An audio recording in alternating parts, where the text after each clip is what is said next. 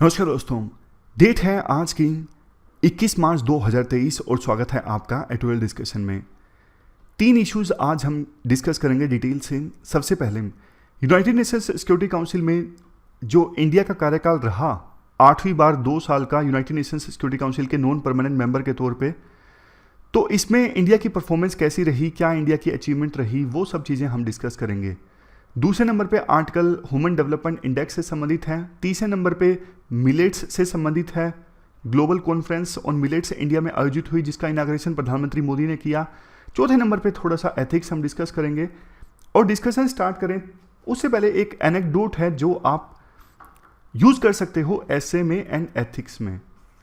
एक बार देखो, एक लेडी थी, कार स्पीड लिमिट से ज़्यादा चला रही थी। जैसे स्पीड लिमिट थी for example 60 kilometre per hour, वो चला रही थी 80 किलोमीटर पर आवर की स्पीड से। तो ट्रैफिक पुलिस ने रोक लिया, कहा कि चालान कटेगा आपका। लेडी रोने लगी कि मेरे पास पैसे देने के लिए नहीं है। तो मामला पहुंचा कोर्ट में। कोर्ट में जज ने कहा कि देखो, आपने स्पीड लिमिट को वायलेट किया है तो आपके ऊपर 10,000 रुपये का फाइन लगेगा, आप वो फाइन दे दीजिए। लेडी बोलने लगी कि मेरे पास फाइन नहीं है देने के लिए। तो जज ने कहा कि अगर आपके पास फाइन देने के लिए नहीं है तो 1 हफ्ता आपको जेल में बिताना पड़ेगा। तो लेडी ने कहा कि प्लीज़ मुझ पर दया कीजिए, मेरे पास फाइन नहीं है देने के लिए, पैसे हैं ही नहीं, और मैं जेल में नहीं जाना चाहती। समाज में मेरी बहुत ज़्यादा बेइज्जती हो जाएगी, रेपुटेशन खराब हो जाएगी। जज ने फिर से कहा कि देखो, मैं रूल्स के अगेंस्ट नहीं जा सकता, या तो आपको फाइन देना पड़ेगा या आपको 7 दिनों के लिए जेल में जाना पड़ेगा। लेकिन लेडी इस बार जोर जोर से रोने लगी कि सच में मेरे पास नहीं है पैसा देने के लिए और प्लीज़ मुझे जेल में मत भेजिए। तो जज अपनी सीट से खड़े हो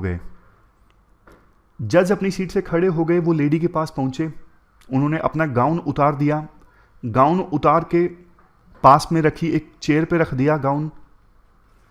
उसके बाद उन्होंने अपनी जेब से 10,000 रुपये निकाले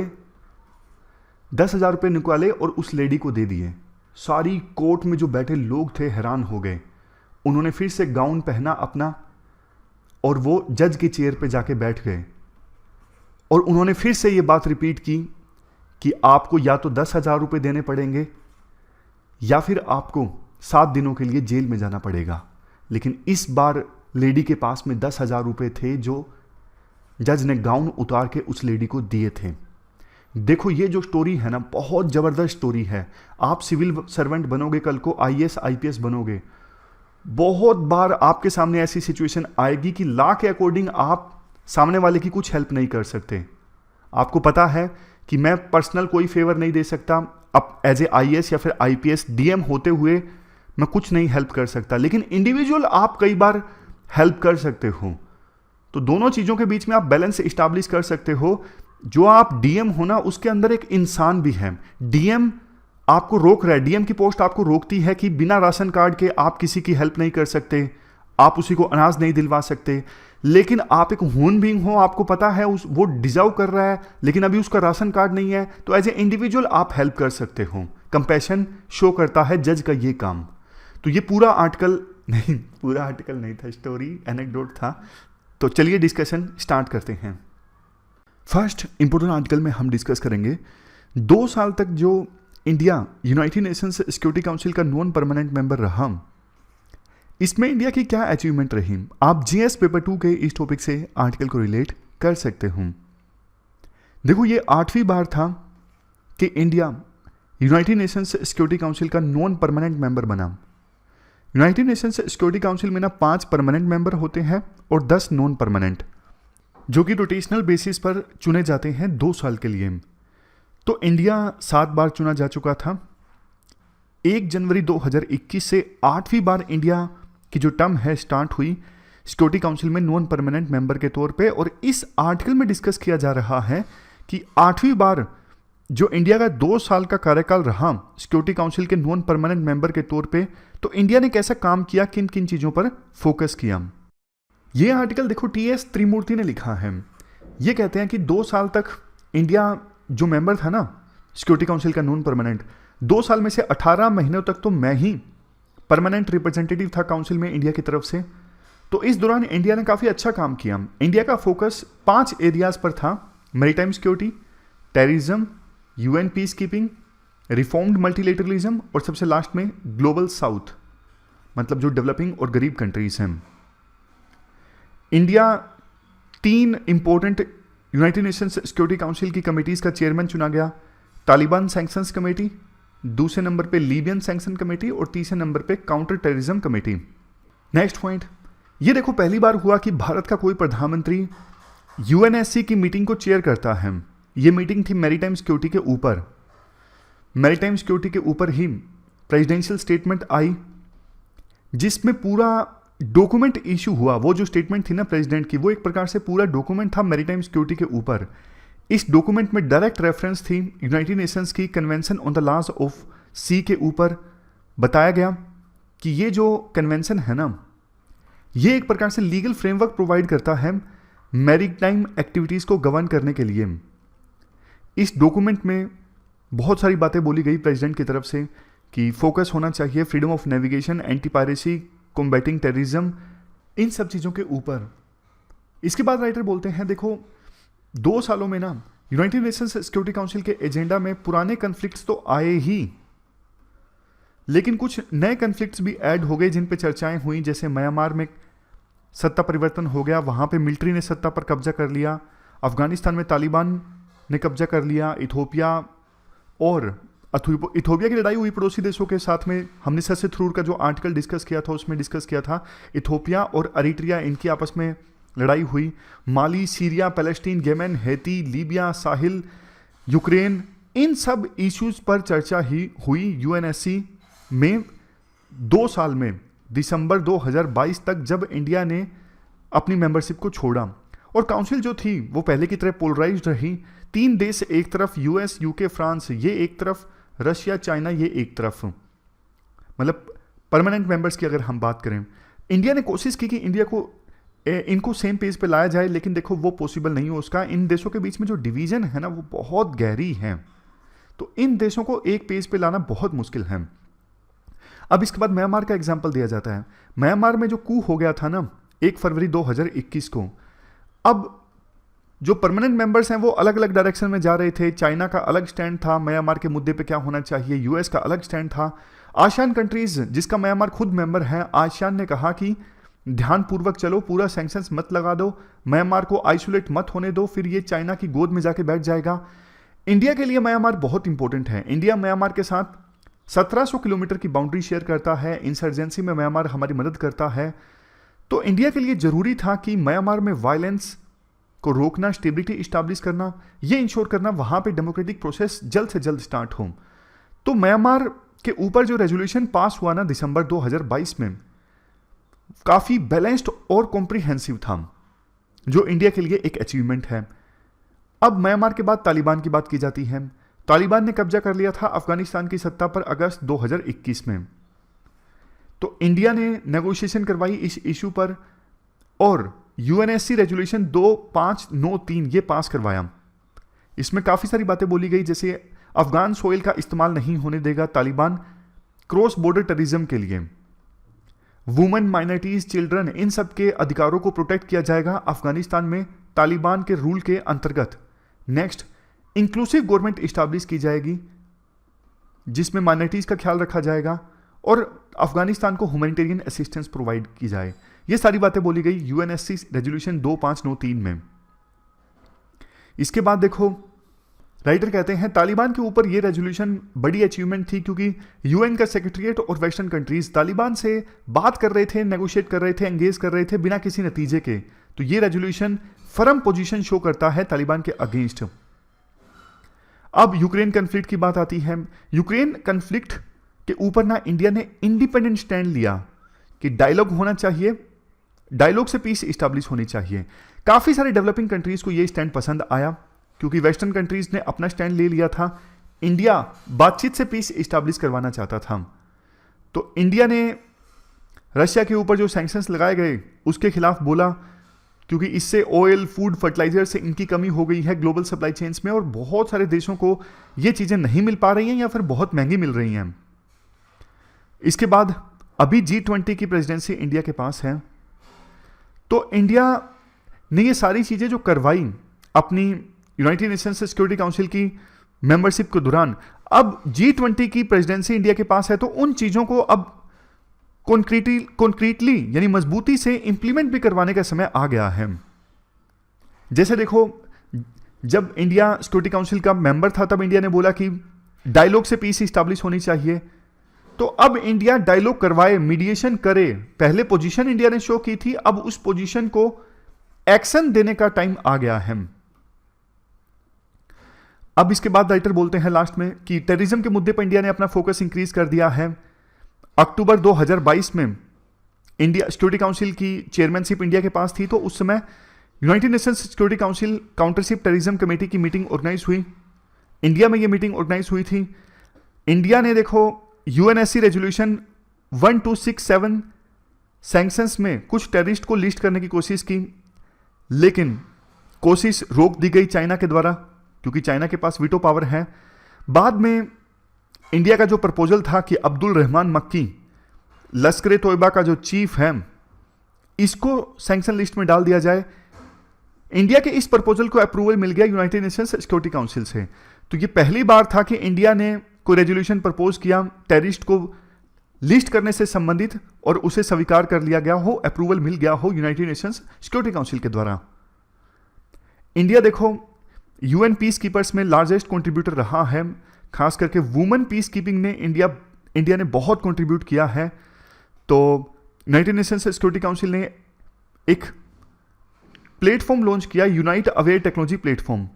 इसका मकसद ये था पीस कीपर्स की जो रियल टाइम प्रोटेक्शन है उसे इंश्योर किया जा सके। तो ये इंडिया का काफ़ी सराहनीय कदम था। अगस्त 2021 में हमने एक रेजोल्यूशन पायलट किया जिसमें इंडिया के द्वारा मांग की गई थी कि पीस कीपर्स के अगेंस्ट जो क्राइम्स होती हैं उनकी अकाउंटेबिलिटी को फिक्स किया जाए। मतलब पीस कीपर्स के अगेंस्ट जो क्राइम होते हैं उसके लिए कौन जिम्मेदार है, उसकी जिम्मेदारी फिक्स की जाए। तो ये 50 सालों में पहली बार ऐसा हुआ। 2 लाख वैक्सीन से इंडिया ने यूएन पीस कीपर्स को गिफ्ट के तौर पे दी। हमारा फोकस देखो डेवलपिंग वर्ल्ड की तरफ बहुत ज़्यादा रहा, खास करके अफ्रीका और वेस्ट एशिया के ऊपर, क्योंकि हमारे देश के हिस्टोरिकल रिलेशंस हैं, ऐतिहासिक रिश्ते हैं इन रीजन्स के साथ में। इसके बाद दिसंबर 2021 में वेस्टर्न कंट्रीज ने ना एक स्टेप उठाने की कोशिश की कि UN framework convention on climate change, इस फ्रेमवर्क से ना क्लाइमेट चेंज को हटा के यूनाइटेड नेशंस सिक्योरिटी काउंसिल के अंतर्गत क्लाइमेट चेंज के इशू को डाल दिया जाए। अब देखो यूनाइटेड नेशंस सिक्योरिटी काउंसिल में तो आपको पता है वीटो पावर है, परमानेंट मेंबरशिप है 5 देशों के पास में, US, UK, China, Russia, France. तो इंडिया ने इस कोशिश को नाकाम कर दिया। इंडिया ने कहा कि अभी UN framework convention on climate change, ये जो फ्रेमवर्क है ना, इसके अंतर्गत ये क्लाइमेट चेंज का इशू आता है, इसी के अंडर रहना चाहिए। इसके बाद राइटर कहते हैं अगर देखो यूनाइटेड नेशंस सिक्योरिटी काउंसिल के अंतर्गत अगर ये इशू आ जाता ना क्लाइमेट चेंज का, तो फिर ग्लोबल साउथ की यानी डेवलपिंग कंट्रीज की, गरीब देशों की आवाज़ कोई नहीं सुनता, खास करके छोटे छोटे आइलैंड डेवलपिंग स्टेट्स की। तो इंडिया और रशिया ने काफ़ी अच्छा काम किया, इस रेजोल्यूशन को हरा दिया। लास्ट में देखो कंक्लूड करते हुए राइटर कहते हैं ये जो 8वीं टर्म थी ना इंडिया की सिक्योरिटी काउंसिल के नॉन परमानेंट मेंबर के तौर पे, इंडिया ने 8वीं टर्म में काफ़ी अच्छा काम किया। ये एक सबूत है ना सिर्फ इस टर्म का इंडिया का काम, बल्कि पिछले 60 टर्म्स में भी इंडिया का जो काम है ना वो काफ़ी अच्छा रहा। तो ये एक बहुत बड़ा सबूत है कि इंडिया को भी सिक्योरिटी काउंसिल का मेंबर होना चाहिए, और इसके लिए सिक्योरिटी काउंसिल में जो रिफॉर्म्स की बात काफ़ी समय से चल रही है, अब समय आ गया है यूनाइटेड नेशंस सिक्योरिटी काउंसिल में रिफॉर्म लाए जाएं और इंडिया को मेंबर बनाया जाए। तो ये पूरा आर्टिकल हमने डिस्कस किया, इंडिया का क्या ट्रैक रिकॉर्ड रहा सिक्योरिटी काउंसिल में नॉन परमानेंट मेंबर के तौर पे। चलते हैं आगे। इसके बाद नेक्स्ट आर्टिकल ह्यूमन डेवलपमेंट से संबंधित है। आप जीएस पेपर 3 के इस टॉपिक से आर्टिकल को रिलेट कर सकते हो। क्या कंटेस्ट है, देखो इंडिया काफ़ी तेज़ी से ग्रो करने वाली इकोनॉमी है, फास्टेस्ट ग्रोइंग इकोनॉमी है, बट ह्यूमन डेवलपमेंट के मामले में ना इंडिया की परफॉर्मेंस अच्छी नहीं है। ह्यूमन डेवलपमेंट इंडेक्स जो कि जारी किया जाता है यूनाइटेड नेशंस डेवलपमेंट प्रोग्राम के द्वारा यानी यूएनडीपी के द्वारा, ये जो ह्यूमन डेवलपमेंट इंडेक्स है ना, ये वर्ल्ड के अलग अलग रीजन्स में किस लेवल का ह्यूमन डेवलपमेंट हुआ है वो कंपेयर करता है। 0 से 1 के बीच में स्कोर दिया जाता है ह्यूमन डेवलपमेंट इंडेक्स में, और जिसका स्कोर ज़्यादा होता है उस देश ने अच्छा काम किया है ह्यूमन डेवलपमेंट इंडेक्स के मामले में। पहले देखो सिर्फ जीडीपी का कंसेप्ट हुआ करता था, ग्रोस डोमेस्टिक प्रोडक्ट। ये कैसे काउंट करते हैं? किसी देश में, किसी टेरिटोरियल बाउंड्री में एक निश्चित समय में, फॉर एग्जांपल 1 ईयर में जितनी भी गुड्स एंड सर्विसेज प्रोड्यूस हुई हैं उनका सम। लेकिन देखो इससे ना ह्यूमन डेवलपमेंट कितनी हुई है वो नहीं पता लगता था जीडीपी के कंसेप्ट से। समझ गए? जैसे गल्फ के कंट्रीज हैं, तेल बहुत प्रोड्यूस हुआ लेकिन फायदा कुछ ही लोगों को हुआ, आम जनता को नहीं हुआ।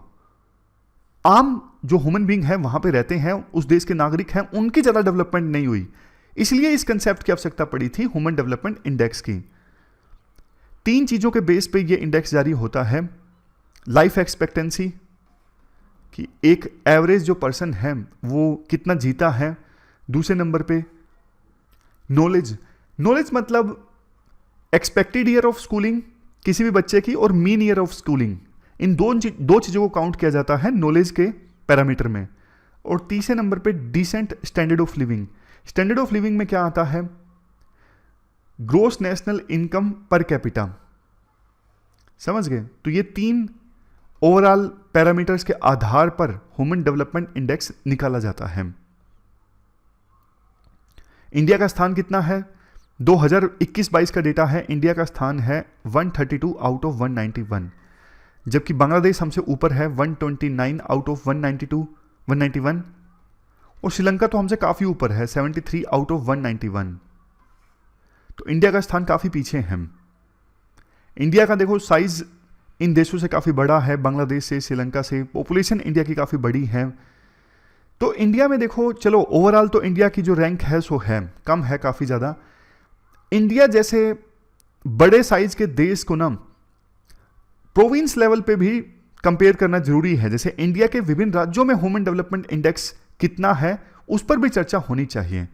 तो राइटर ये कहते हैं, देखो स्टेट के लेवल पे ह्यूमन डेवलपमेंट इंडेक्स तो नहीं जारी होता, लेकिन मैंने डेटा के आधार पर कुछ इंडेक्स में स्कोर निकालने की कोशिश की। मेरे को जो जितना डेटा मिला, जैसे देखो लाइफ एक्सपेक्टेंसी संबंधी डेटा जो था मैंने सैंपल रजिस्ट्रेशन सिस्टम से ले लिया।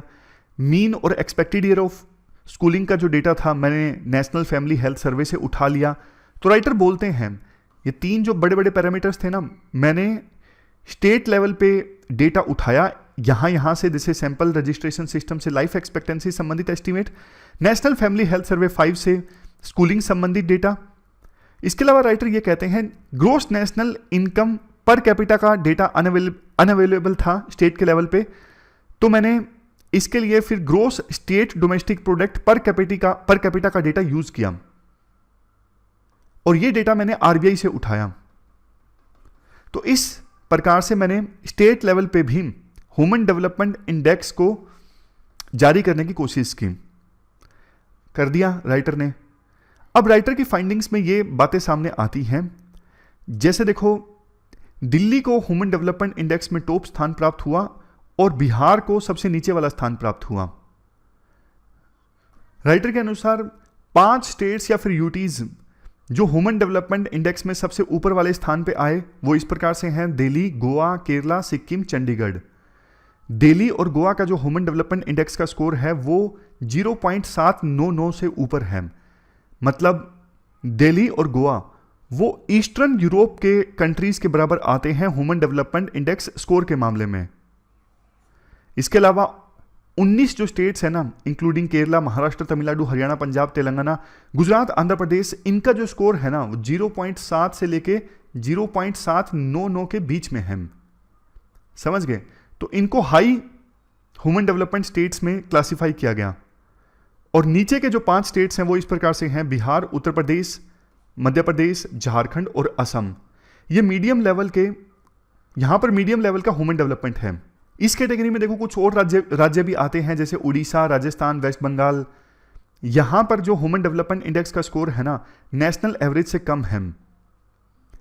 और ये जो लो परफॉर्मिंग स्टेट्स है ना, इनका स्कोर अफ्रीकन कंट्रीज के बराबर है। जैसे अफ्रीका में ये देश है ना, कोंगो, कीनिया, घाना, नामीबिया। इन देशों में जो ह्यूमन डेवलपमेंट इंडेक्स का स्कोर है वही स्कोर यहां पर है medium level of human development वाले स्टेट्स में, जिसमें ये सारे राज्य आते हैं, उड़ीसा, राजस्थान, वेस्ट बंगाल और बिहार, उत्तर प्रदेश, मध्य प्रदेश, झारखंड, असम। इसके बाद राइटर अपना कुछ एनालिसिस देते हैं। जैसे देखो, गुजरात और हरियाणा, इन राज्यों में ना पर कैपिटा इनकम हाई है, बट ना ये इनकम ह्यूमन डेवलपमेंट इंडेक्स में उचित स्थान नहीं दिला पाई। यहाँ पे ह्यूमन डेवलपमेंट का ट्रैक रिकॉर्ड उतना अच्छा नहीं है, जबकि केरला में ह्यूमन डेवलपमेंट इंडेक्स का स्कोर काफ़ी अच्छा है, क्योंकि यहाँ पे लिटरेसी रेट हाई है, हेल्थ केयर इंफ्रास्ट्रक्चर अच्छा है, रिलेटिवली हाई इनकम लेवल है। बिहार जो है, बिहार का कंसिस्टेंटली काफ़ी पीछे का स्थान है ह्यूमन डेवलपमेंट इंडेक्स में। यहाँ पे पॉवर्टी लेवल काफ़ी हाई है, लो लिटरेसी रेट है, हेल्थ केयर इंफ्रास्ट्रक्चर काफ़ी पुअर है, इस वजह से बिहार का स्थान सबसे नीचे वाला है। इसके बाद राइटर बोलते हैं कोविड-19 का इम्पैक्ट मैंने काउंट नहीं किया क्योंकि डेटा अवेलेबल नहीं है।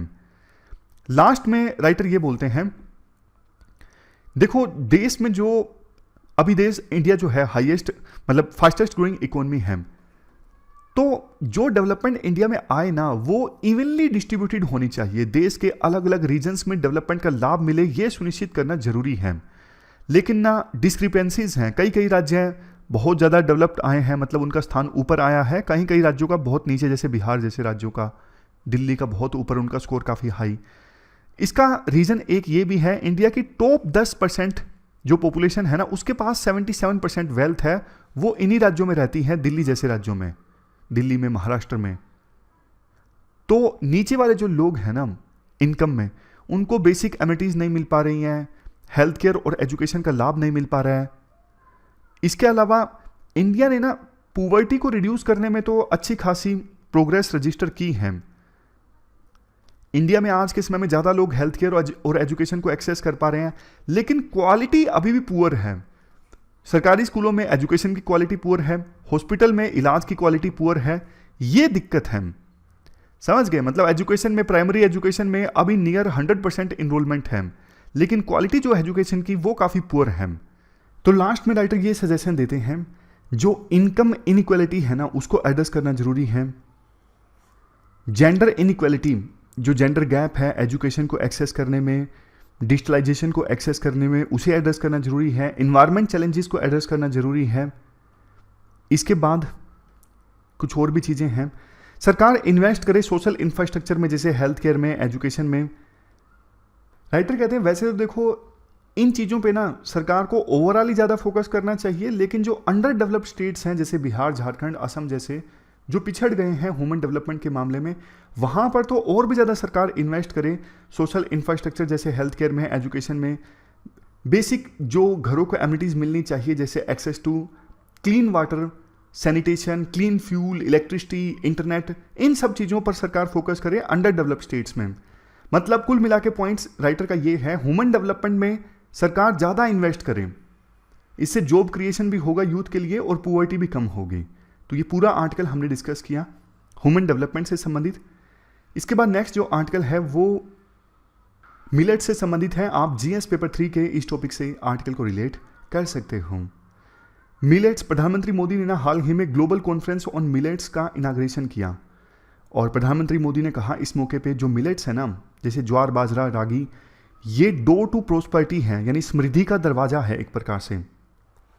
इसके अलावा न्यूट्रिशन का कॉर्नर स्टोन है, मतलब न्यूट्रिशन के लिए बहुत ज़्यादा इंपॉर्टेंट है, और क्लाइमेट चेंज के अगेंस्ट एक बहुत बढ़िया साथी है। ये कीवर्ड्स इंपॉर्टेंट है, मिलेट्स पे क्वेश्चन आए तो ये लिख सकते हो आप। डोर टू प्रोस्पेरिटी पहला कीवर्ड, दूसरा keyword corner stone of nutrition, तीसरे नंबर पे potential ally against climate change. ये बातें प्रधानमंत्री मोदी ने बोली। यूनाइटेड नेशंस ने देखो 2023 का जो साल है वो international year of millets declare किया है, और फाइनेंस मिनिस्टर निर्मला सीतारमन ने अपनी बजट स्पीच जो दी थी, उन्होंने फरवरी में मिलेट्स को श्री अन्न कहा, मतलब बेस्ट अमंग ग्रेन्स। जो भी ग्रेन्स है ना, जैसे वीट, राइस, उसमें सबसे बेस्ट है मिलेट्स। हैदराबाद में एक Indian institute of millets research है ना, ये सेंटर ऑफ एक्सीलेंस का काम करेगा मिलेट्स को सपोर्ट करने के लिए, मिलेट्स में रिसर्च को प्रमोट करने के लिए। मिलेट्स जैसे कि सोरगम, बाजरा, रागी, ये देखो इंडिया की जो डाइट है परंपरागत रूप से उससे इनका संबंध रहा है। इंडिया लंबे समय से सबसे ज़्यादा मिलेट प्रोड्यूस करने वाला देश रहा है। लेकिन देखो, समय के अनुसार ना लोगों का ज़्यादा फोकस हो गया वीट एंड राइस पर। इन फसलों पर लोगों का ज़्यादा फोकस हो गया। अब इसके कारण क्या है वो भी हमने डिस्कस किया था कि ग्रीन रेवोल्यूशन में फूड सिक्योरिटी इंडिया को चाहिए थी, इनकी पैदावार ज़्यादा थी, तो इन पे सरकार ने ज़्यादा फोकस किया। इवन पंजाब जैसे एरियाज जहाँ पे बारिश इतनी ज़्यादा नहीं होती, वहाँ पे भी सिंचाई के दम पे धान को उगाया गया। बढ़िया बढ़िया सीड्स इन्हीं फसलों के आए। एमएसपी सरकार ने इन्हीं के लिए अनाउंस किया। तो ना मिलेट्स का जो एरिया था ना वो कम होता गया धीरे धीरे। वैसे मिलेट्स के बहुत सारे फायदे हैं। एरिड सॉइल में उगाया जा सकता है, ज़्यादा बारिश की आवश्यकता नहीं होती, पेस्ट नहीं लगता, यानी कीड़े मकोड़े ज़्यादा नहीं लगते मिलेट्स को। लेकिन 1960s में ग्रीन रेवोल्यूशन के दौरान जो पिछड़ा ना मिलेट्स, उसके बाद कभी उभर नहीं पाए मिलेट्स, ज्वार बाजरा रागी ये सब, क्योंकि इन फसलों के लिए वीट राइस के लिए सरकार एमएसपी अनाउंस करती, गारंटीड प्रोक्योरमेंट करती कि हाँ, किसानों को भरोसा था कि राइस वीट उगाएंगे तो प्रोक्योरमेंट होगा ही होगा। लेकिन राइस वीट पे ज़्यादा फोकस करने की वजह से ग्राउंड वाटर का जो लेवल है नीचे गिरता गया। अब जाके सरकार को याद आई कि मिलेट्स को प्रमोट करना चाहिए, बट अब देखो देर बहुत हो चुकी है, क्योंकि ना लोगों की अब डाइट चेंज हो चुकी है। अब एकदम से लोग ज्वार बाजरा ये सब नहीं खाएंगे। पहले ये लोगों की डाइट का पार्ट था, अब नहीं है। समय के अनुसार लोगों की डाइट चेंज हो चुकी है। अब हमारे जो पेरेंट्स या फिर जो ग्रैंड पेरेंट्स हैं वो देखो बाजरे की रोटी बहुत खाया करते थे, लेकिन अब ट्रेंड बहुत कम हो गया है। हमने लिमिटेड टाइम्स बाजरे की रोटी खाई होगी मतलब, लेकिन ऐसा नहीं कि बहुत ज़्यादा बार खाई होगी। इसके बाद राइटर एक डेटा शेयर करते हैं फूड एंड एग्रीकल्चर ऑर्गेनाइजेशन का। इस डेटा के अनुसार वीट, मेज और राइस तीनों की जो प्रोडक्शन है ना पूरे वर्ल्ड में, सीरियल प्रोडक्शन में इनका कंट्रीब्यूशन 89% है, 90% के आसपास है। वैसे देखो ज्वार और बाजरा की भी हाइब्रिड जो वैरायटीज़ हैं वो प्रेजेंट हैं, लेकिन उनसे ना मिलेट्स की प्रोडक्शन बहुत ज़्यादा इंक्रीज नहीं हुई है, क्वांटम जंप नहीं आया है जितना कि सीरियल, बाकी जो ये सीरियल्स हैं वीट, राइस, इनकी प्रोडक्शन ज़्यादा होती है पर एकड़, उतनी मिलेट्स की प्रोडक्शन नहीं होती, तो किसानों को इंसेंटिव नहीं मिलता। मतलब कि किसानों को ना देखो बढ़िया एमएसपी मिलता है, ना उनकी गारंटीड प्रोक्योरमेंट होती है, ना पर एकड़ यील्ड ज़्यादा है, तो किसानों को फिर क्या है, इंसेंटिव क्या है। तो राइटर लास्ट में ये कहते हैं देखो कुछ इनोवेटिव सॉल्यूशन सरकार को फाइंड आउट करने होंगे और बेसिक्स पे काम करना होगा अगर मिलेट्स को प्रमोट करना है। तो सरकार जो ये बोल रही है ना कि वीट, राइस ये इंफीरियर ग्रेन है, मिलेट सुपीरियर ग्रेन है, ये बेस्ट अमंग ग्रेन्स है, ये चीज़ें ठीक नहीं है। इससे होगा क्या, वो मार्जिनल फार्मर जो अभी वीट एंड राइस पे पूरी तरह से निर्भर हैं उनको नुकसान ना पहुंच जाए। समझ गए? तो ये पूरा आर्टिकल हमने डिस्कस किया मिलेट्स से संबंधित। अब एथिक्स का एक छोटा सा पार्ट आप देख लीजिए। इमोशनल इंटेलिजेंस की डेफिनेशन में देखो 4 चीज़ें हैं। पहली चीज़ अपने इमोशंस को समझना, नोट करते जाइएगा, पहली, दूसरी, तीसरी, चौथी, 4 चीज़ें हैं इमोशनल इंटेलिजेंस की डेफिनेशन में। सबसे पहली चीज़ है अपने इमोशंस को समझना, उसके बाद दूसरों के इमोशंस को समझना, तीसरी चीज़ अपने इमोशंस को रेगुलेट करना, और चौथी चीज़ इमोशंस को रेगुलेट करके इस प्रकार से बिहेव करना जो सोशली डिजायरेबल हो, यानी सोसाइटी में जिस प्रकार के बिहेवियर की आवश्यकता है उस प्रकार से बिहेव करना अपने इमोशंस को रेगुलेट करके। तो ये कंप्लीट डेफिनेशन लिखिएगा अगर यूपीएससी इमोशनल इंटेलिजेंस के बारे में क्वेश्चन पूछती है। देखो सभी ह्यूमन बींग्स के पास इमोशंस हैं, सभी ह्यूमन बींग्स इमोशनल होते हैं और इमोशंस को एक्सप्रेस किया जाता है जॉय, हैप्पीनेस, सैडनेस, सोरो, इन सभी की टर्म्स में, यानी सुख, दुख, बहुत ज़्यादा खुशी, ये सब देखो इमोशंस की टर्म्स हैं। इन सब फॉर्म में इमोशंस को एक्सप्रेस किया जाता है। कोई पर्सन बहुत ज़्यादा खुश होता है तो खुशी एक इमोशन है, कोई बहुत ज़्यादा दुखी होता है तो दुख एक प्रकार से इमोशन है। लेकिन कुछ लोग ऐसे होते हैं जो सिचुएशन के हिसाब से अपने इमोशंस को रेगुलेट कर लेते हैं। मान लीजिए कोई पर्सन बहुत ही ज़्यादा खुश है लेकिन सिचुएशन ये डिमांड कर रही है कि अभी खुशी व्यक्त नहीं करनी चाहिए क्योंकि मौका ऐसा है कि आस पड़ोस में कोई दुख भरा इंसिडेंट हुआ है तो उस पर्सन में उस सिचुएशन में वो पर्सन खुशी व्यक्त नहीं कर सकता। अगर वो पर्सन इमोशनली इंटेलिजेंट है तो वो पर्सन अपनी हैप्पीनेस वाले इमोशंस को रेगुलेट कर लेगा, यानी चेहरे पे हैप्पीनेस नहीं दिखने देगा। देखो, दो तरह के कैरेक्टरिस्टिक्स होते हैं इमोशनल इंटेलिजेंस के, पॉजिटिव कैरेक्टरिस्टिक्स और नेगेटिव कैरेक्टरिस्टिक्स। पॉजिटिव कैरेक्टरिस्टिक्स में high level of emotional intelligence देखने को मिलती है और नेगेटिव कैरेक्टरिस्टिक्स में low level of emotional intelligence देखने को मिलती है। पॉजिटिव कैरेक्टरिस्टिक्स इमोशनल इंटेलिजेंस के जैसे ऑप्टिमिस्टिक। देखो, सिचुएशन खराब है फिर भी आप उसमें पॉजिटिव चीज ढूंढ रहे हो, यानी आप अपने इमोशंस को कंट्रोल कर रहे हो, रेगुलेट कर रहे हो। Emotionally stable, consistency in behaviour, contentful, rational thinking, empathetic, यानी आप दूसरों के इमोशंस को समझ रहे हो। इमोशनल इंटेलिजेंस के अंदर दूसरी चीज क्या थी? दूसरी चीज थी knowledge and understanding about others, दूसरों के इमोशंस को समझना। और एम्पैथेटिक मतलब आप दूसरों के जूतों में अपने आप को रखकर देख रहे हो दूसरों की फीलिंग्स को।